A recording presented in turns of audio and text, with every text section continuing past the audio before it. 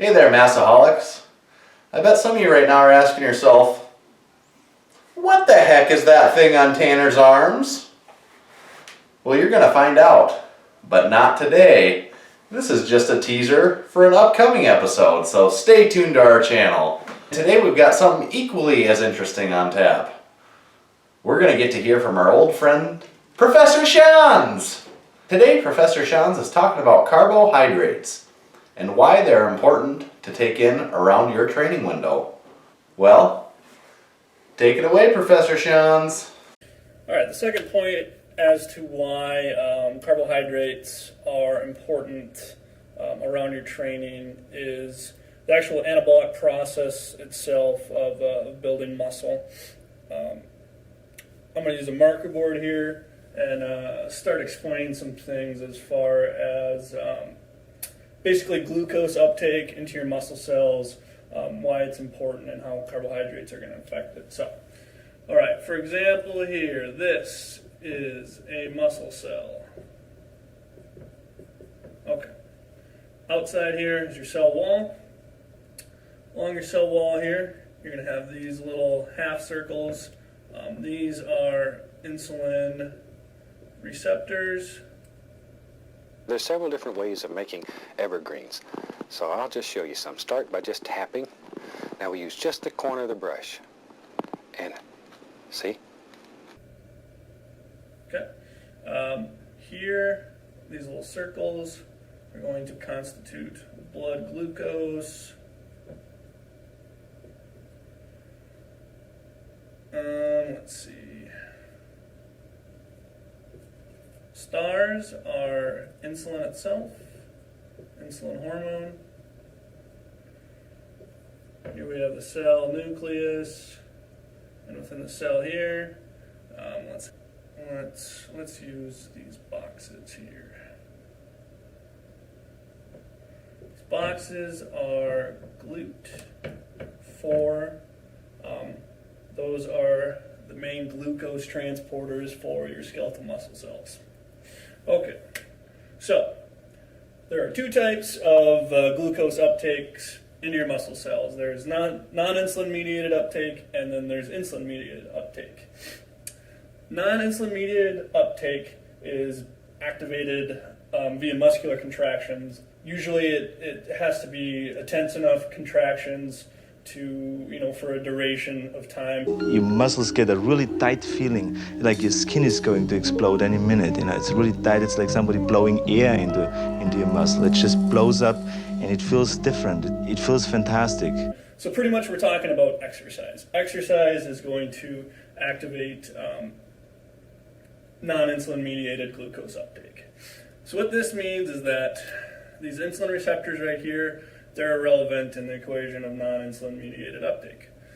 These glucose transporters right here, they are going to translocate to the cell wall here. So they'll move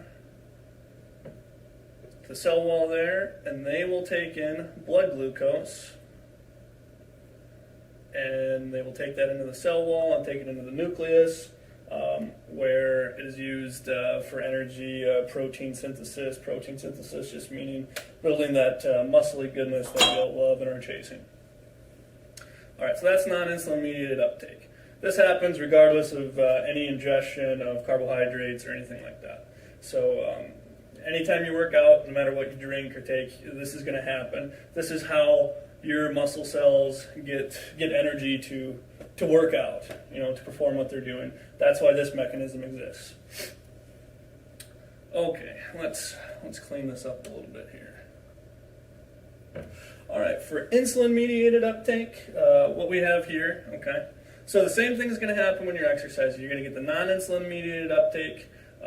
Your glucose transporters are going to come to the cell wall independent of insulin, take in blood glucose. What also can happen is the insulin-mediated uptake, and that means that when you eat or ingest food, we're using carbohydrates in this example, it produces an insulin response, and with this insulin response, you have insulin receptors that are activated along the cell wall. Then these insulin receptors bind, the insulin hormone, binds to these insulin receptors here, and this causes these glucose transporters to also come to the cell wall, and they will move to the cell wall, and they will take in blood glucose this way, taken into the nucleus, same thing. Used for energy, used for protein synthesis, building muscle, etc. So, those are the two mechanisms. Why it's important to also include carbohydrates is for this reason. So, I'm going to clean this up again. Now, one thing that will help you, everybody knows there's 500 branches on an evergreen tree. Here is the cleaned up version of my extremely poured run. Okay. Anyways, talking about why the carbohydrates are important, even though we have this non-insulin mediated uptake. Okay, so for the sake of building as much mass, as much muscle tissue as possible, let's say that with the non-insulin mediated uptake, we'll have translocation of these GLUT 4s, and let's just say, just using arbitrary numbers here, let's say we get 3 of them to translocate, and we'll take in 3 of the blood glucose molecules. They'll be transported into the cell and into the nucleus. That's happening via the non-insulin mediated uptake. So the importance of also including the insulin mediated uptake is that maybe this way we will get more glucose transporters. We'll have, first of all, we'll have the binding of these insulin hormones to the receptors, okay? And then we have more glucose transporters translocating to the cell wall. This gives us an opportunity to take in more blood glucose and ultimately into the nucleus. So simply put, with the non-insulin mediated uptake, you're taking in some blood sugar and using it for energy, using it to promote protein synthesis. But with the insulin-mediated uptake, you're basically combining them, stacking them on top of each other, using them synergistically to take in more blood sugar, provide more power to your cell, and basically the ability to build more muscly goodness. So that in a nutshell, a very complicated nutshell here, is why it's important to include both actions of non-insulin mediated uptake and insulin mediated uptake of glucose into the cell.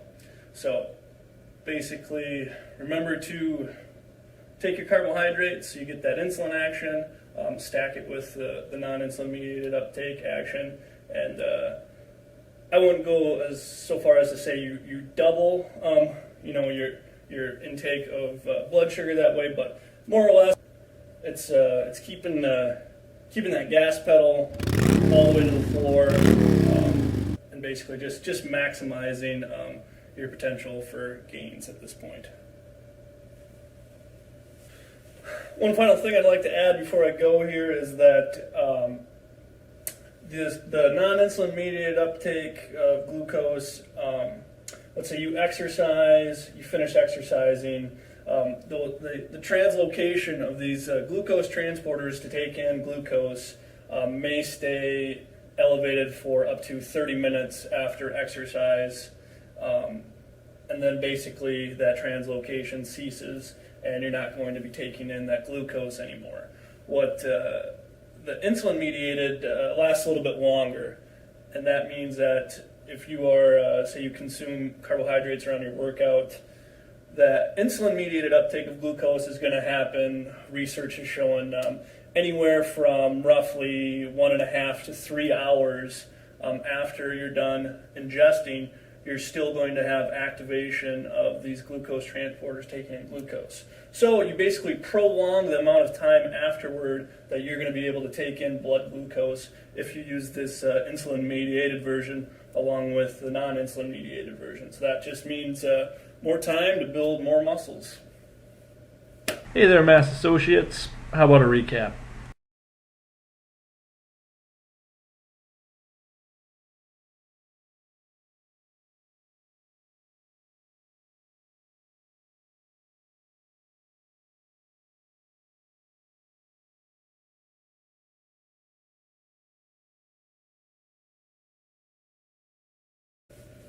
thanks for viewing the video about carbohydrates. I know it was a little heavy on the science portion, and I'm a terrible artist, and I have terrible handwriting. But hopefully I was able to explain it in a way that wasn't too complicated. I will touch back on this whole process probably several times in the future, talking about things like insulin sensitivity and why that's important for muscle building. So you guys will probably get more familiar with this whole process as I go through more videos, and it'll become a little bit easier to understand. Like always, subscribe, like the video, and let me know if you have any other questions you want me to talk about in the future. And thanks for watching. Everyone remember to like, comment, and subscribe. To do otherwise would just be un-American. And while you're at it, check out some of the other videos on our channel. You'll begin to wonder how something can be so informative and yet so humorous all at the same time.